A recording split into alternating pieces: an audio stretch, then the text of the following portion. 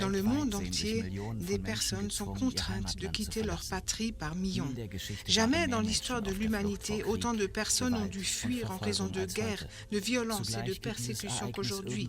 En même temps, cela semble nous laisser froid et nous sommes habitués à ces images et à ces histoires. Fin 2018, 70,8 millions de personnes étaient en fuite dans le monde et 25,9 millions d'entre elles étaient des réfugiés fuyant leur pays d'origine en raison de conflits, de persécutions ou de graves violations de droits de l'homme. Plus de la moitié des réfugiés dans le monde sont des enfants de moins de 18 ans. Les réfugiés nous sont peut-être des étrangers. Souvent, nous ne connaissons pas leur histoire, leurs origines, leur culture, leurs traditions ou encore leur religion. Mais nous oublions souvent que nous avons surtout des choses en commun.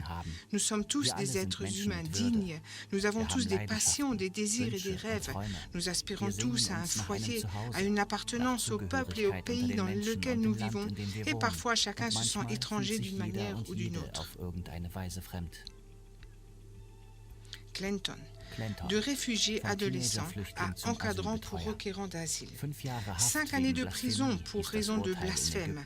Voilà la sentence prononcée contre lui en Égypte en raison de vidéos inoffensives sur son portable. Il a fui en Suisse en passant par Istanbul, a fait son apprentissage ici et travaille aujourd'hui comme encadrant dans un centre d'asile de la Confédération. Gabrina, de réfugiée religieuse à militante des droits de l'homme. Gabrina a fui l'Iran où elle avait été persécutée en raison de sa foi. Elle vit en Suisse depuis 2010. Elle travaille comme pasteur et s'engage pour les personnes persécutées pour des raisons religieuses. Younes, de réfugié religieux à jeteur de pont. Younes vivait avec sa famille en Iran, à Téhéran, où il a appris à connaître Jésus. Sa décision de vivre avec Jésus lui a coûté beaucoup. Il a dû fuir l'Iran et est venu en Suisse. Aujourd'hui, il s'investit ici pour les gens de même origine linguistique farsi que lui, afin qu'ils puissent apprendre à connaître Jésus. Un grand merci à vous tous qui vous occupez des réfugiés, les accompagnez, les conseillez et leur donnez une voix. Votre travail est précieux et irremplaçable. Soyez chaleureusement les bienvenus à notre soirée Night of Hope. C'est magnifique de te voir ici, devant ton écran, chez toi à la maison. Et je me réjouis vraiment beaucoup de vous accueillir ce soir. J'aimerais nous présenter, voilà Exxon Chala qui vient originairement du Kosovo et qui habite maintenant avec sa famille en Suisse à Thun. Il travaille pour le réseau évangélique suisse. Et voilà, moi je m'appelle Catherine Abdi. Je suis suissesse, mon mari est iranais. Nous habitons à Berne et nous sommes actifs au sein de l'église Bewegung Plus et nous travaillons aussi au sein de la communauté intercontinentale. Alors, je ne sais pas en fait ce que ces images ont suscité en toi, ces femmes, ces enfants, ces chiffres. En fait, il y a beaucoup de questions que cela suscite. Et aujourd'hui aussi, nous avons beaucoup de questions que nous avons préparées, notamment sur le thème de l'espoir, de l'espérance. Et je ne sais pas ce que tu penses en entendant ce terme d'espérance, mais ce soir, nous voulons y réfléchir.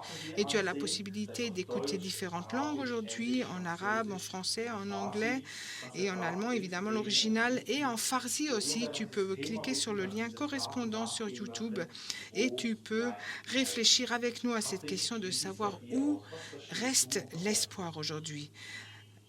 Catherine, que penses-tu en entendant espoir ou espérance? En fait, j'ai d'abord regardé dans Wikipédia et j'aimerais vous lire cela. L'espoir est une orientation intérieure pleine d'assurance, une attitude d'attente positive qui fait que quelque chose que l'on souhaite et que l'on espère voir arriver, en fait, qu'on le croit sans vraiment savoir si cela va véritablement arriver effectivement. Et je crois que nous connaissons tous ces situations-là. Nous espérons quelque chose et après nous sommes déçus. Par exemple, lors d'un examen. Pour moi, par exemple, donc il y a bien longtemps déjà, en fait, j'ai dû passer mon permis de conduire. Et la première fois que j'ai dû aller à l'examen du permis de conduire, j'étais remplie d'espoir. Je me suis dit, si, si, tout ira bien. Et j'ai raté un panneau indicateur. Là-bas, j'ai roulé pas exactement comme il aurait fallu et je n'ai pas réussi mon permis de conduire. Mon attente, mon espoir a été déçu et j'ai dû repasser l'examen et la deuxième fois encore, j'ai fait quelques erreurs et là encore, j'ai été déçue. Et ça n'a pas été facile ensuite de s'y remettre, de continuer de s'exercer et de repartir pour le troisième examen avec de nouveau une bonne dose d'espoir. Et c'est vrai que j'ai encore fait quelques petites fautes, mais l'inspectrice a été pleine d'humanité et en tout cas j'ai réussi. Voilà, cela montre en fait comment un espoir peut se réaliser ou au contraire peut être déçu. En fait, cet espoir, c'est cette attente intérieure vers quelque chose de positif, par exemple qu'on va réussir un examen, pouvoir avoir des enfants, trouver un bon emploi, avoir de bons amis. En fait, on espère avoir quelque chose de bien qui va se passer. Et aujourd'hui, on va maintenant écouter une histoire où une personne va nous parler de sa vie. Et en fait, ces histoires de vie, c'est finalement l'essentiel parce que cela peut toucher chacun d'entre nous, toi ou moi. Une histoire de vie, c'est une histoire personnelle. Alban Mouriba, tu viens en fait à l'origine du Kosovo, tu y as grandi, tu étais à l'école au Kosovo et tu as même eu une expérience personnelle de la guerre en 1999. Ensuite, tu as fui l'Albanie, tu es venu à Zurich et en fait, tu as vécu tout cela au Kosovo, l'école, le lycée et ensuite, à l'âge de 16 ans, tout à coup, ton père, en fait, qui était déjà en Suisse depuis un certain temps, a envoyé un message en disant, Alban, est-ce que tu pourrais imaginer venir en Suisse? Oui, et notre première question, Alban. En fait, quel était ton espoir à l'époque quand tu as entendu que tu allais venir en Suisse? En fait, la Suisse ou même l'Europe occidentale de façon générale, en fait, pour moi, c'était le paradis. Et je me souviens très bien, j'étais à l'école et ensuite, quand les autres ont su que j'allais partir en Suisse, moi j'ai fait la fête, les gens m'ont félicité. Ils m'ont dit, voilà, ta vie est sauvée. Et maintenant, tu vas dans un pays où l'argent coule à flot, tu auras une assurance maladie, une assurance vie, euh, aucun souci. Et mon espoir, c'était, voilà, en fait, pour moi, c'était sûr, quand j'y serai, tout ira bien. Ma vie, oui, en quelque sorte, elle est sauvée. Et ensuite, je suis arrivée en Suisse et très vite, j'ai remarqué.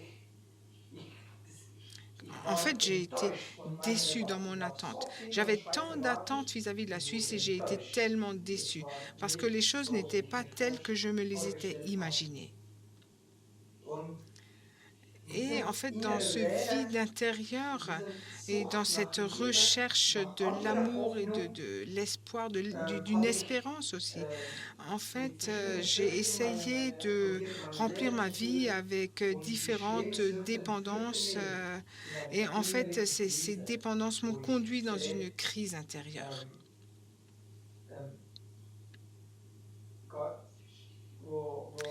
Et c'était une situation vraiment très, très difficile pour moi. Oui, n'est-ce pas? Cela, nous le connaissons dans notre vie. On espère quelque chose, que les choses vont bien se passer, et ensuite on est déçu. Pour toi, c'était la Suisse, et finalement, la vie non plus n'est pas toujours facile. Et dans cette situation difficile, qu'est-ce qui t'a aidé? En fait, dans cette situation difficile, je me suis rappelé quelque chose. En fait, 2 années auparavant, deux jeunes personnes avaient prié pour mon pied. Et par un miracle de Dieu, en fait, mon pied était complètement enflé et mon pied a guéri grâce à la prière. Et dans cette crise intérieure, en fait, j'ai tout essayé, j'ai vraiment tout essayé. Et alors, je cherchais quelque chose qui était plus qu'humain. En fait, j'ai cherché Dieu. Und ähm, mir, Et mir ce qui hat m'a fasziniert, fasciné, J'ai cherché ce Dieu de ces deux jeunes gens. Ce Dieu, c'est ce Dieu qui m'avait guéri. Et alors, donc, j'ai pris contact avec ces deux jeunes et je leur ai dit, vous avez prié à l'époque pour mon pied et maintenant j'ai d'autres problèmes. Est-ce qu'on pourrait se voir et voilà, c'est ce qu'on a fait. On s'est vus et et dans cette situation difficile, je savais, il faut que il y a autre chose que juste l'être humain et ses limites. Et là, j'ai cherché ce Dieu de ces deux jeunes qui avaient prié pour moi. Et comment est-ce que tu as appris à connaître Jésus-Christ personnellement? Comment est-ce que ça s'est passé? En fait, j'avais beaucoup de questions. Pour moi, ce qui était clair,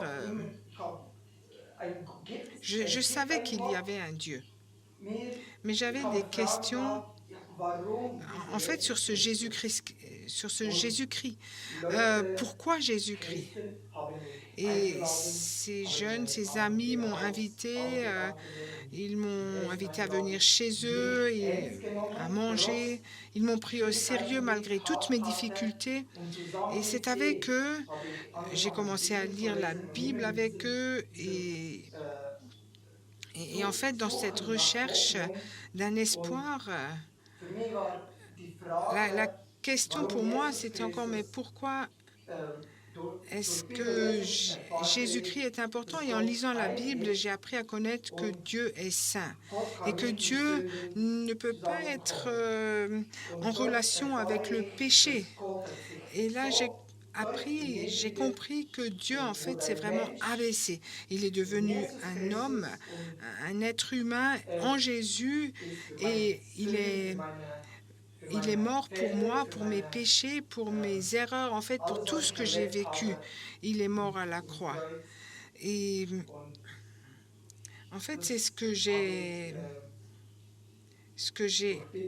appris en lisant la Bible et avec ces gens, et c'est ce que j'ai pu vivre et qu'il est aussi mon sauveur.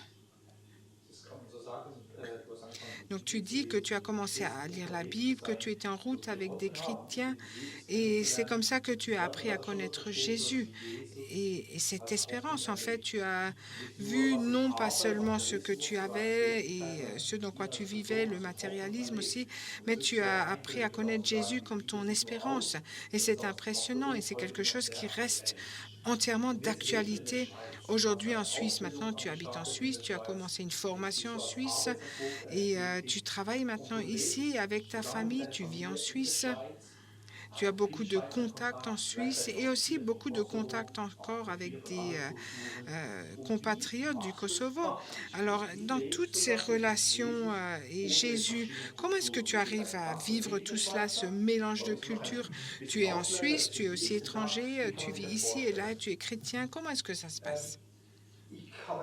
En fait, j'ai différentes situations où, en fait, mon éducation remonte en moi, ma culture me dit quelque chose, et je vis dans tant de cultures, et j'ai simplement décidé que c'est Jésus-Christ qui est la référence dans ma vie.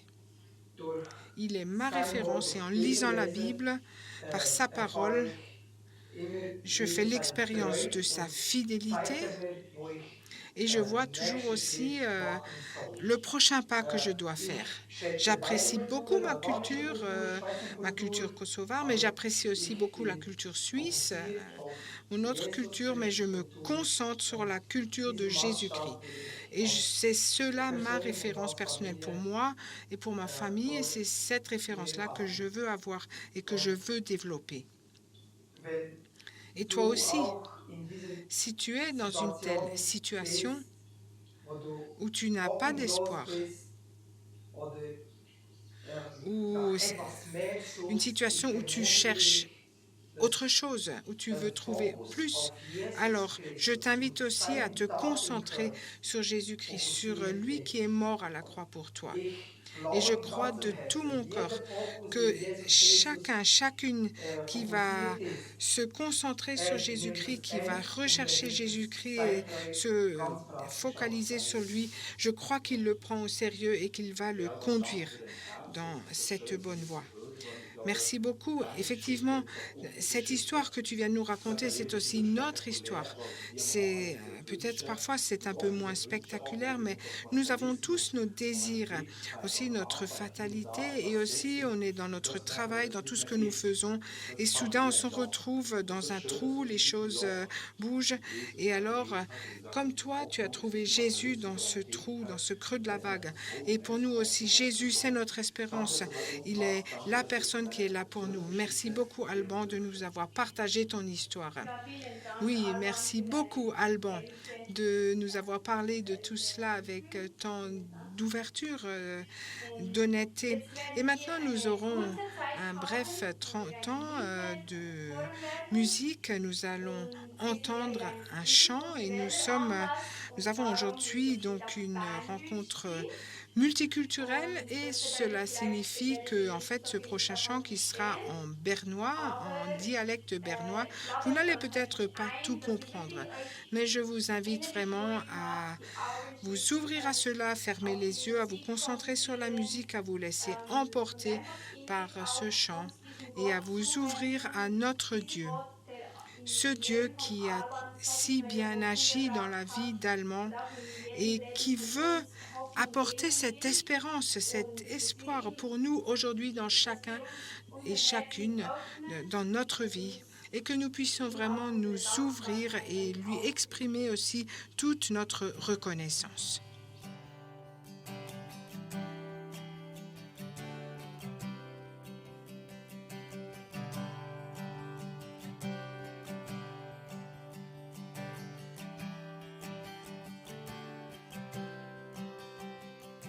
Sohn von Gott bist zu uns gekommen und alle Sünden hast auf dich genommen. Ja, aus Liebe für die ganze Welt hast du die Finsternis erhellt. Und was für eine Liebe und was für eine Gnade. Würdig, du bist würdig, es gibt niemand so wie du. Würdig, du bist würdig, Sohn von Gott. Bedingungslos nimmst mich an, ja, du drehst mich mit der Hand vor Gnade. Deine Liebe überwältigt mich, ja, drum gebe ich mein Leben dir. Was für eine Liebe und was für eine Gnade. Oh, du bist würdig, du bist würdig, es gibt niemand so wie du. Würdig, du bist würdig, Sohn von Gott. Würdig, du bist würdig, auferstanden aus dem Grab. Das bist du. Würdig, du bist würdig, Sohn von Gott.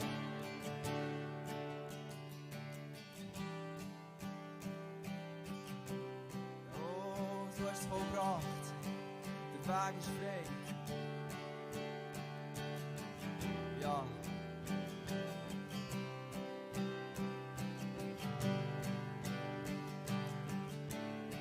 Sing Halleluja, Halleluja, es ist vollbracht, der Weg ist frei. Halleluja, Halleluja, alle Ehre gehört dir allein. Sing Halleluja, Halleluja, es ist vollbracht, der Weg ist frei. Halleluja, Halleluja, alle Ehre gehört dir Halleluja, Halleluja. Es ist vollbracht, der Weg ist frei. Er ist frei, Halleluja, Halleluja. Alle Ehre gehört dir allein, oh dir allein. Würdig, du bist würdig, es gibt niemand so wie du. Würdig, du bist würdig, Sohn von Gott. Würdig, du bist würdig, auferstanden aus dem Grab. Würdig, du bist würdig, Sohn von Gott.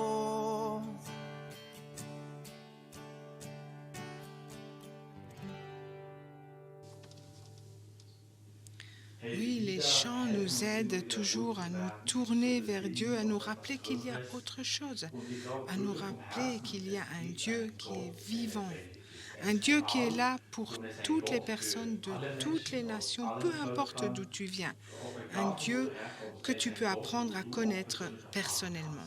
Et maintenant, nous voulons passer à une autre partie, une deuxième partie de cette soirée où nous allons entendre la vie d'une personne qui a aussi écrit un livre, une histoire qui pourrait être une histoire aussi de quelqu'un d'autre, mais comment en fait Dieu a été en route avec une autre personne et comment Dieu veut aussi être en route encore avec chacune d'entre nous aujourd'hui.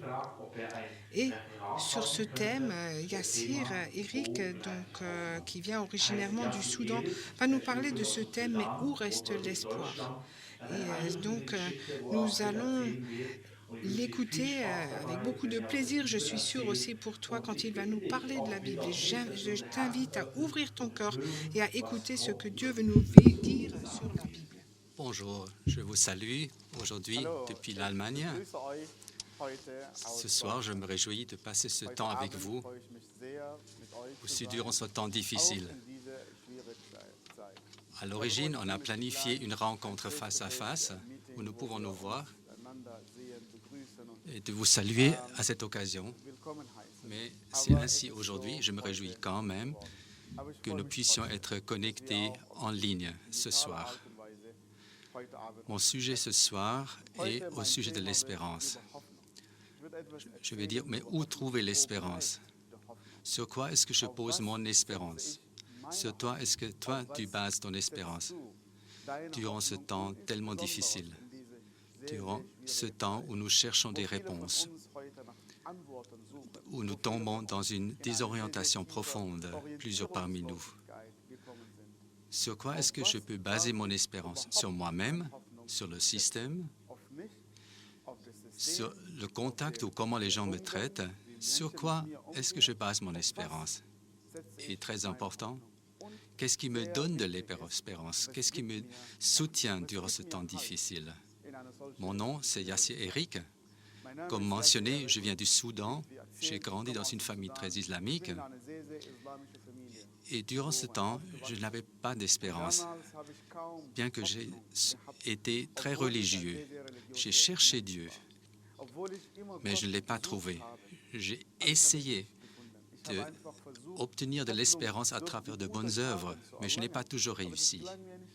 J'ai essayé de trouver de l'espérance en haïssant des gens, en éliminant des gens, mais cela ne m'a jamais donné de l'espérance. Le seul qui m'a donné de l'espérance, c'est Jésus-Christ. Et de ce Jésus, je veux maintenant vous parler. Je vais te raconter quelque chose de lui ce soir. Jésus a changé ma vie. C'est pourquoi je parle aujourd'hui. Je ne parle pas parce que je saurais quelque chose mieux que vous, seulement parce que Jésus-Christ a changé ma vie. Il m'a pas seulement donné de l'espérance, mais une vie nouvelle.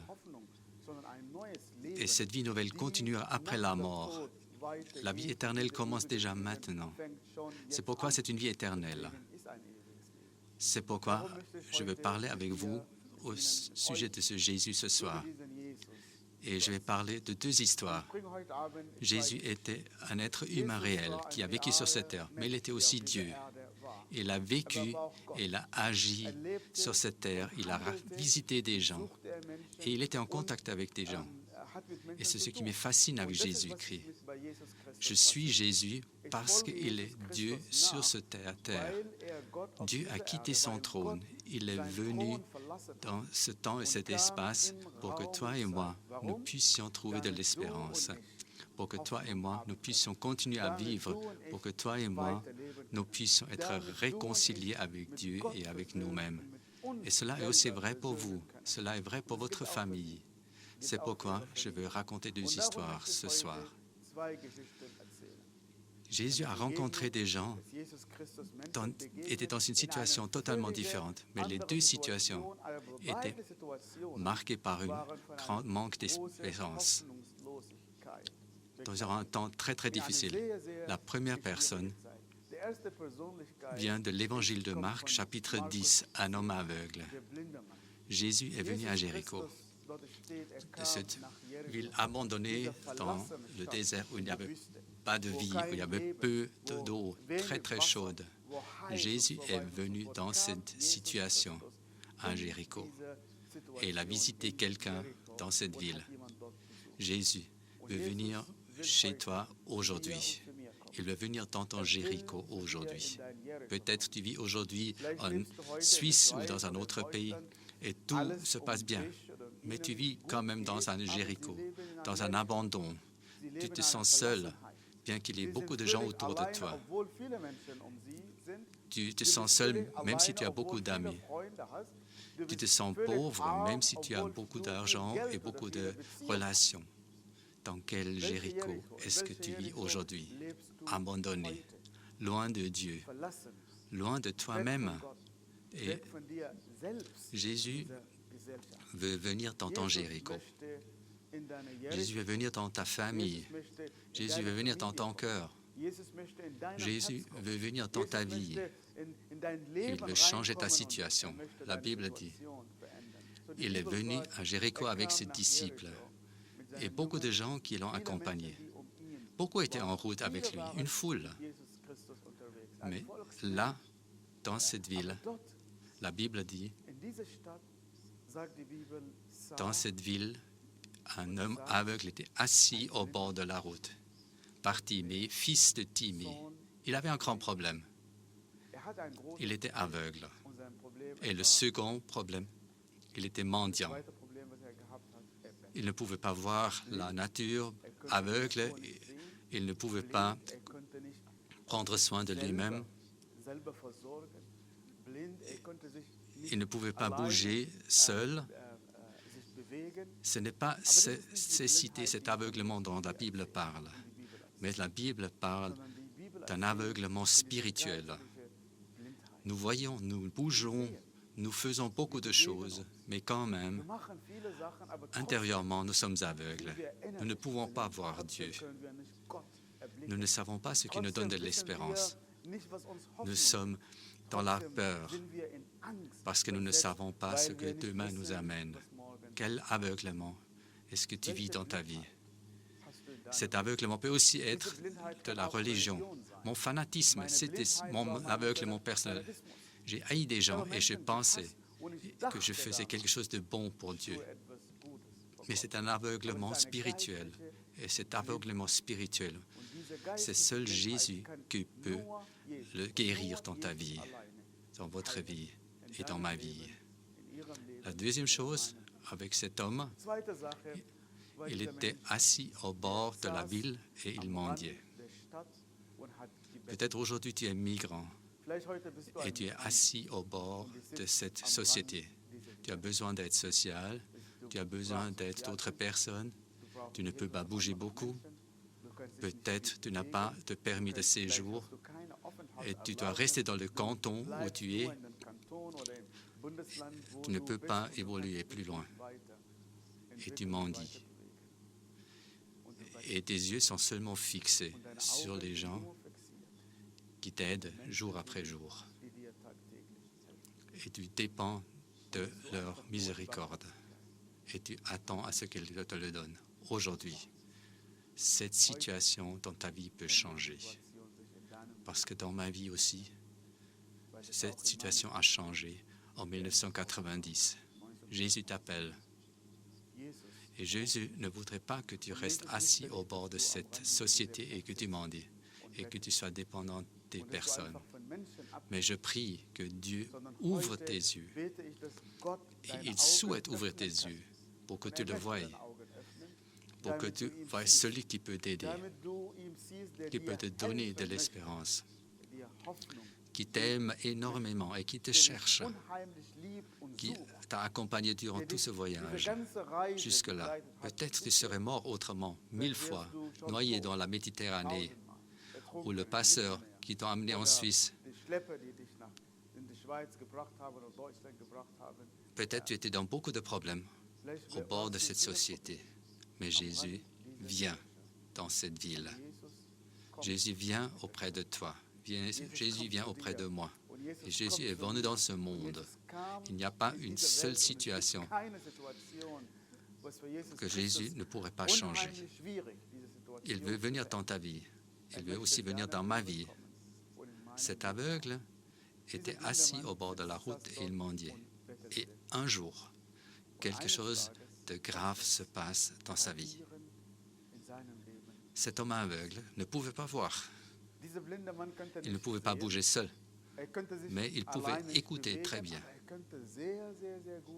Et j'espère que tu écoutes aujourd'hui ce que Dieu veut te dire aujourd'hui.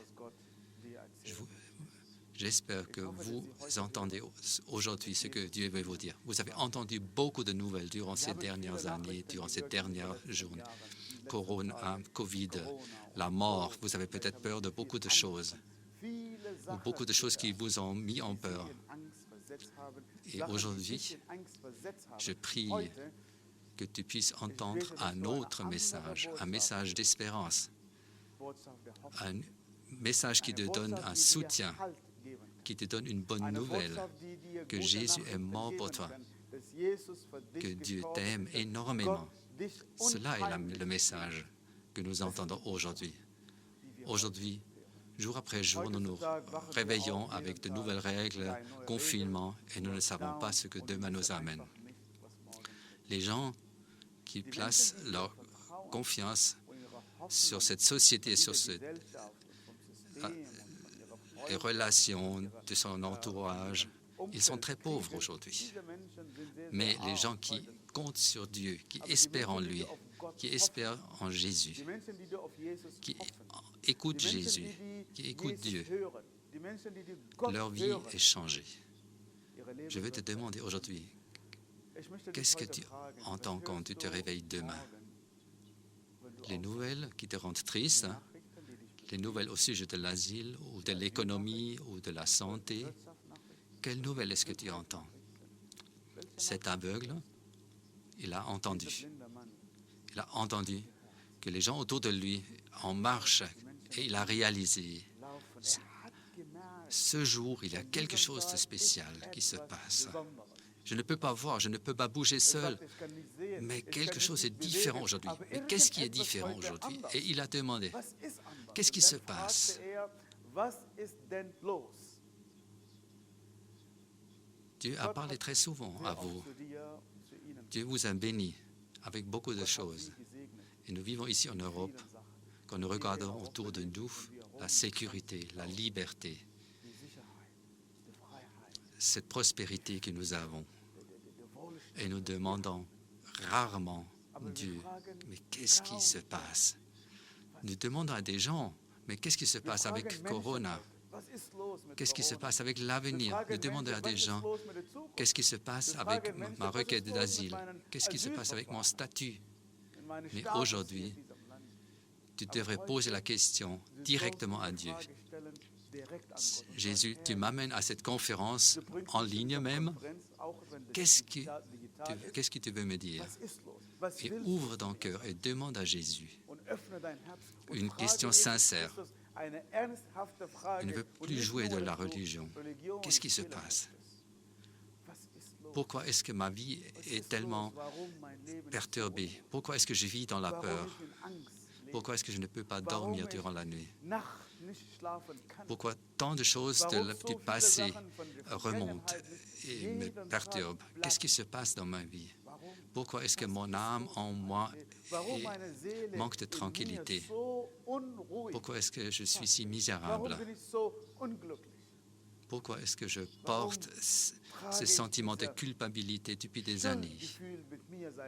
Pourquoi est-ce que ce cadavre est toujours dans le placard? Pourquoi est-ce que je me dispute avec des gens qui m'aiment, des gens qui vivent avec moi? Pourquoi? Qu'est-ce qui se passe dans ta vie? Qu'est-ce qui se passe dans votre vie? Cet homme aveugle a posé la question, mais qu'est-ce qui se passe? Et les gens lui ont dit, Jésus, Jésus est dans la ville. Jésus est venu à Jéricho. Jésus veut vous voir. Jésus veut venir chez vous, chez toi, chez nous. Et parce que Jésus est là, nous pouvons poser cette question. Qu'est-ce qui se passe? Qu'est-ce que tu veux de ma part, Dieu?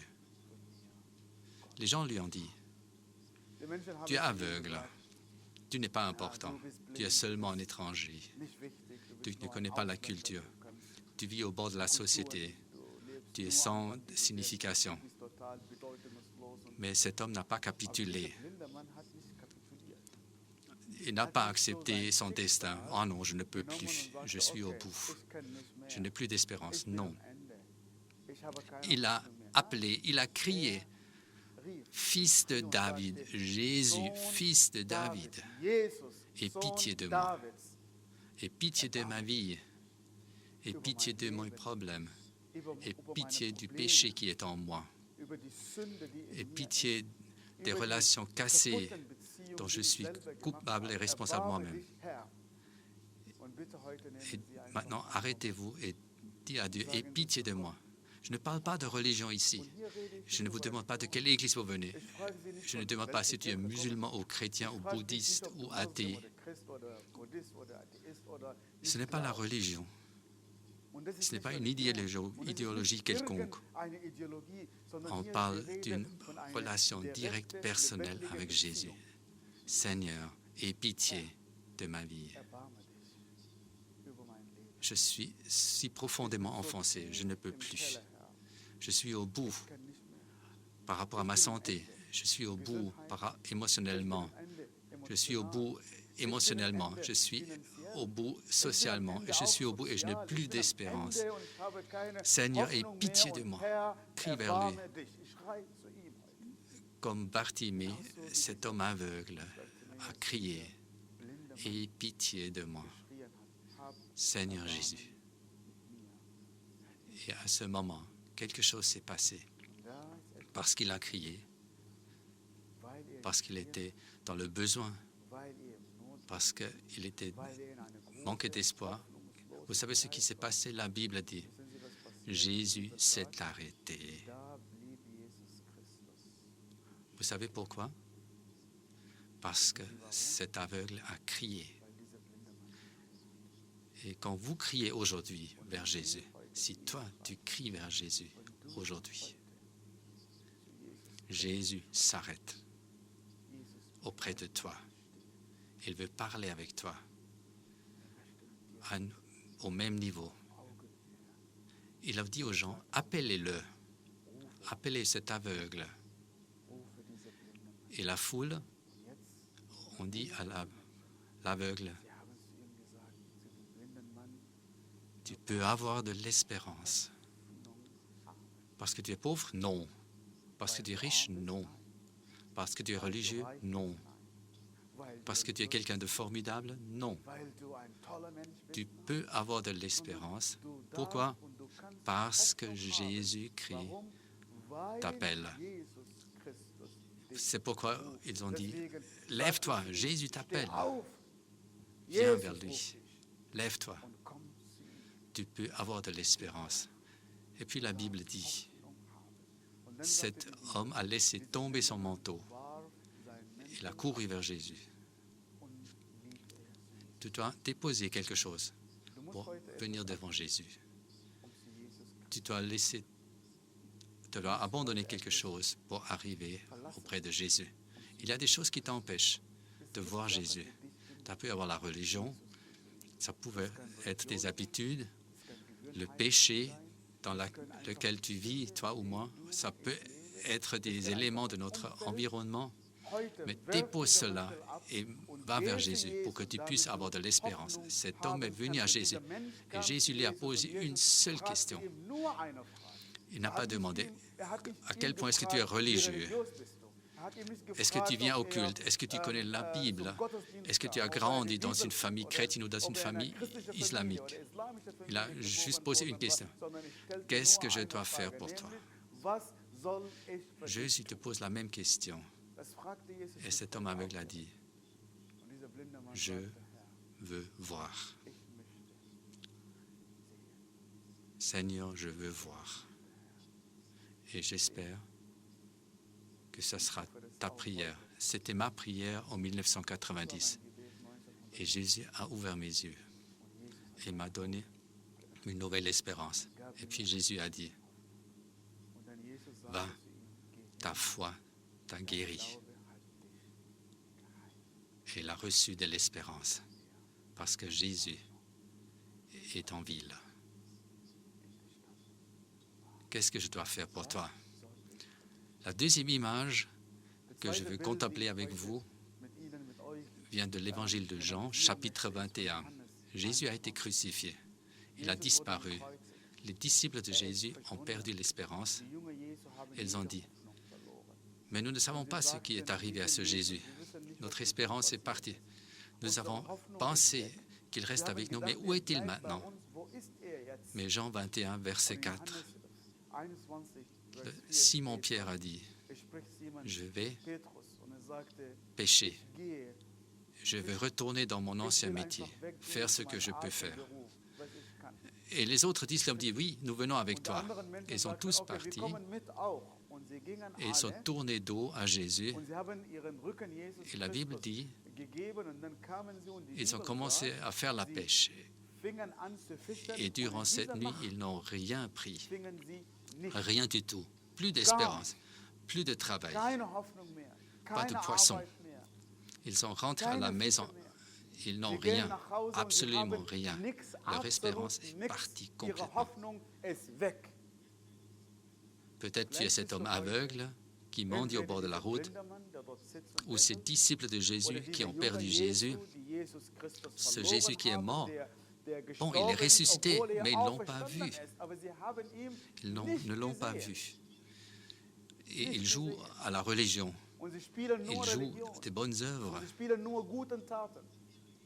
Et ils mènent sur un mauvais chemin les gens autour de peut-être ta prière aujourd'hui, que tu dises à Jésus, j'ai travaillé durant toute la nuit, j'ai travaillé pendant des années, je suis fatigué, je suis au bout, je ne sais plus ce qui se passe avec ma vie. Toute la nuit, et ils n'ont rien pris durant toute la nuit. Vous savez pourquoi? Parce qu'ils ont essayé sans Jésus. Et aujourd'hui, je vous invite, essayez avec Jésus. Essayez avec Jésus, qui veut vous donner une chance aujourd'hui et qui veut être en route avec vous.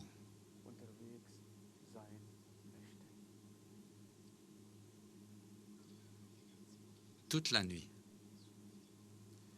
ils ont essayé de prendre des poissons. Toute la nuit, toute la vie, de la même manière que Bartimée. Je ne sais pas combien de temps il mendiait au bord de la route. Je ne sais pas combien de temps il était au bord de la société, jour après jour. Il a essayé de changer et il n'a pas réussi. Simon-Pierre, dans la deuxième histoire, je vais faire la pêche. Ce n'est pas le problème qu'il est parti au travail. Ce n'est pas un problème qu'il essaye quelque chose. Le problème qu'il a essayé sans Jésus, qu'il a tourné dos à Jésus.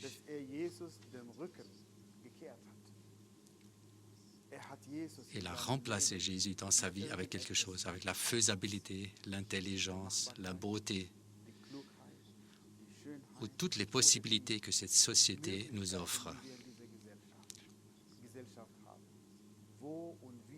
Comment est-ce que tu as remplacé Dieu dans ta vie?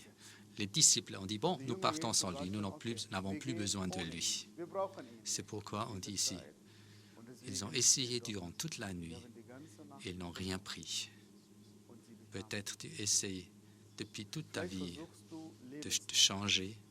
Peut-être tu essaies de changer les autres autour de toi. Peut-être vous essayez de changer votre situation, de manipuler les autres, et tout doit suivre votre chemin, centré sur vous-même, égoïsme, que nous regardons nous-mêmes seulement. Les autres n'importent pas. Le plus important, c'est que moi, personnellement, j'aille bien. Les disciples de Jésus, sans Jésus, si nous tournons dos à Jésus, rien ne se passera dans notre vie. Qu'est-ce qui vous donne de l'espérance durant cette vie? Les disciples avaient de l'espérance parce que Jésus a vaincu la mort. Le dernier ennemi a été vaincu à la croix. Et quand même, ces disciples étaient déprimés. Quand même, cette nuit était tellement obscure, ils ne pouvaient rien voir. Ils n'avaient aucune orientation. Peut-être tes nuits sont aussi obscures. Peut-être tu ne peux plus dormir parce que tu es accablé. Et aujourd'hui, veux changer la situation dans ta vie. Le manque d'espérance. Qu'est-ce qui te donne de l'espérance? Est-ce que ton espérance, ce sont les opportunités que tu as, ta formation, la surformation? Est-ce que c'est le passeport, le statut dans lequel tu te trouves? Quand nous regardons au fond de nous-mêmes, nous avons toutes ces choses. Et quand même, nous ne sommes pas heureux. Nous avons toutes ces choses, mais nous ne sommes pas sûrs et en sécurité. Il y a un virus qui arrive, que personne ne peut voir ni ne sentir. Et nous transpose dans une autre situation où nous avons peur. Et c'est comme si la mort était venue dans ce monde uniquement il y a 2 ou 3 mois. Chaque personne qui a peur de la mort n'a pas d'espérance. Mais quand je sais ce qui m'arrivera, j'ai de l'espérance en Jésus-Christ. Si je meurs aujourd'hui, je rencontrerai Jésus-Christ. Et la mort n'a pas le dernier mot dans ma vie. Pourquoi est-ce que je le sais? Pourquoi est-ce que j'en suis convaincu? Parce que Jésus a été ressuscité de la mort. Il a vaincu la mort, comme nous entendons dans cette histoire de Jean 21. Cette grande espérance est là. Et les disciples de Jésus étaient quand même tristes. Mais au milieu de ces temps obscurs, tels que notre temps, au milieu de ces temps difficiles, quelque chose s'est passé. Dans Jean 21, vers 4, Jean dit, « Le matin, Jésus se tenait sur le rivage.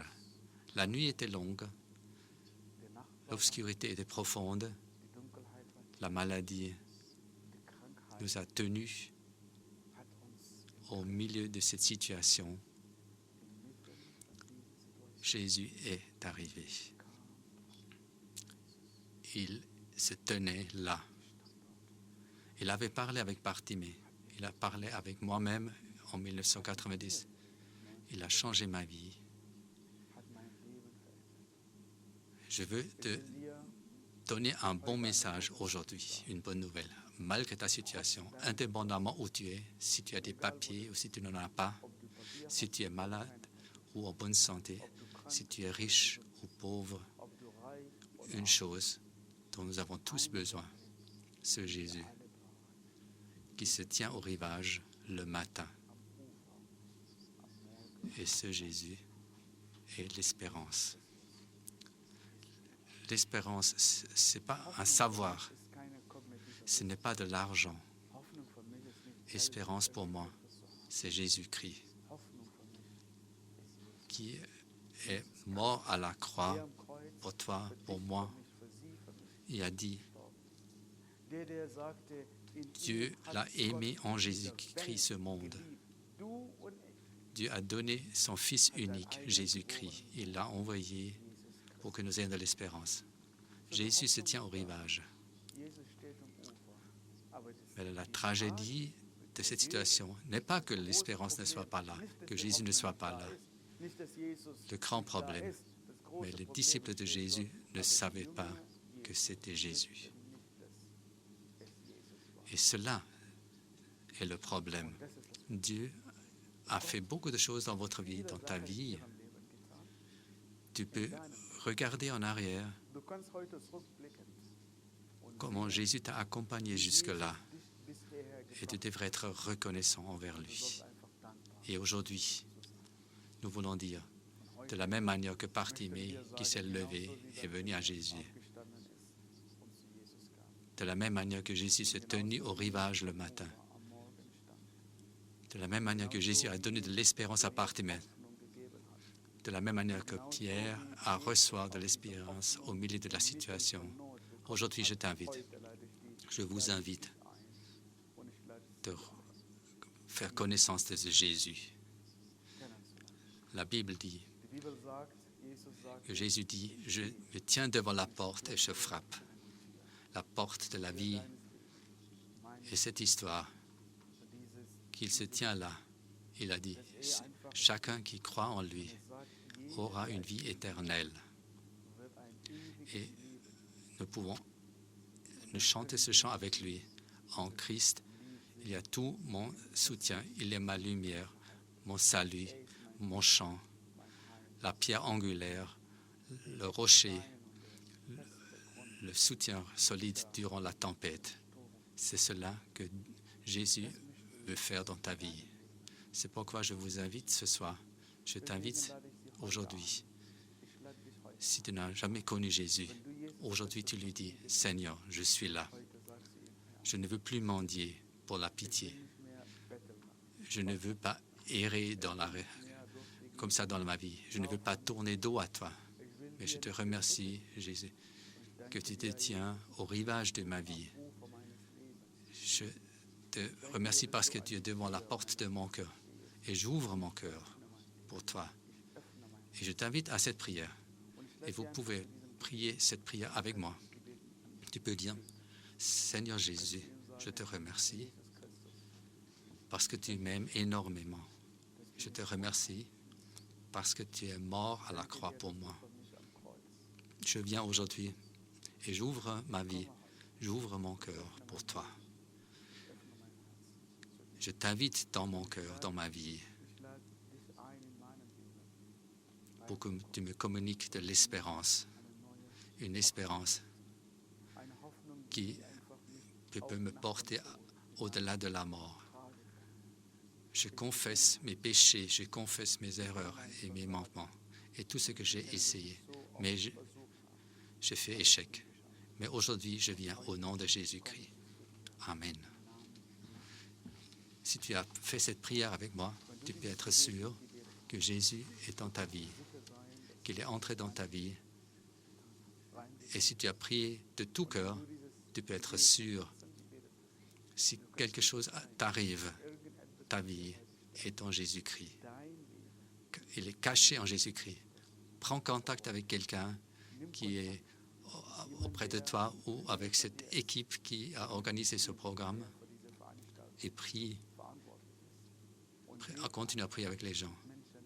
Tu dis, Jésus-Christ, tu es la seule espérance que j'ai dans cette vie. Je me confie en toi et je vais rester en route avec toi. Je prie à la fin, Seigneur Jésus-Christ, je te remercie pour chaque personne qui a prononcé cette prière avec nous aujourd'hui. Même si nous ne comprenons pas tout, même si nous ne sentons pas tout beaucoup maintenant, nous te remercions parce que tu es en route avec nous. Et je te remercie parce que tu nous aimes énormément. Je te prie que ma vie en toi soit cachée en toi. Et je te remercie pour cette espérance. Amen. Que Dieu te bénisse et qu'il te garde. À partir de maintenant jusqu'en éternité, au nom de Jésus-Christ. Amen. Merci beaucoup, Yassir, de tout ce que tu viens de nous dire, de ces paroles qui nous ont tellement inspirés, de nous avoir fait parler et ouvert ton cœur. Et pour tous ceux qui ont maintenant prié cette prière, j'aimerais vous inviter. Donc pour vous tous qui vous intéressez à la foi chrétienne ou qui avez des questions, si vous voulez en apprendre plus sur Dieu, sur Jésus, alors prenez contact avec nous. Vous voyez cette offre que nous avons en différentes langues, en allemand, en français, en anglais, en arabe et en farsi. Donc, envoyez-nous un WhatsApp ou appelez-nous. Et comme ça, vous pourrez parler avec la personne au bout du fil ou du WhatsApp de toutes ces questions. Je ne sais pas en fait ce qu'il en est pour vous, mais quand moi je peux parler de ce qui me préoccupe, de mes questions avec une personne dans ma langue maternelle, alors c'est complètement autre chose. Donc si tu as des questions sur tout ce que tu as entendu, ou peut-être que tu cherches une église ou un groupe qui parle ta langue dans ta région, alors rends-toi sur notre site internet que tu vois devant toi maintenant et j'espère vraiment que nous pourrons rester en contact les uns avec les autres parce que Jésus a un message pour notre cœur. Alors ce n'est pas en fait une question de culture ou d'origine de pays, mais c'est une question de cœur. Et pour moi, en fait, me décider pour Jésus a été la meilleure décision de ma vie et j'espère vraiment que ce Jésus pourra aussi te rencontrer et changer ta vie. Merci beaucoup d'avoir été avec nous, d'avoir pris le temps de nous écouter, d'avoir ouvert ton cœur à cette parole, à ce message. Et j'espère vraiment que nous pourrons rester en contact. Oui, moi aussi. Je te souhaite vraiment bonne continuation et ça a été super de pouvoir passer ce moment ensemble.